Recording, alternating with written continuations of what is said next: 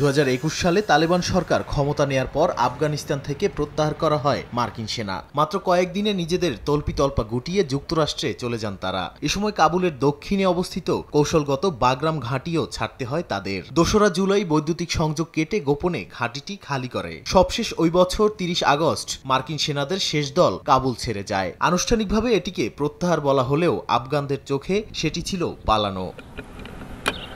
কয়েক বছর পার হওয়ার পর আবারও সেই বাগরাম বিমান ঘাঁটির নিয়ন্ত্রণ নিতে মরিয়া হয়ে উঠেছে যুক্তরাষ্ট্র। মার্কিন গণমাধ্যম CNN এর প্রতিবেদনে বলা হয়, চলতি বছরের মার্চ থেকেই বাগরাম ঘাঁটি ফিরে পেতে তোড়জোড় শুরু করেছে ট্রাম্প প্রশাসন। বৃহস্পতিবার ব্রিটিশ প্রধানমন্ত্রী কিয়ার স্টারমারের সঙ্গে যৌথ সংবাদ সম্মেলনে বিমান ঘাঁটিটি পুনরায় ফিরে পেতে চেষ্টা চলছে বলে নিজেই জানান মার্কিন প্রেসিডেন্ট ডোনাল্ড ট্রাম্প। চীন থেকে কাছাকাছি হওয়ায় কৌশলগত কারণে অনেক গুরুত্বপূর্ণ দাবি করে কোনো বিনিময় ছাড়াই তালেবানের কাছে যুক্তরাষ্ট্র এই ঘাঁটি ছেড়ে এসেছে বলেও মন্তব্য করেন তিনি।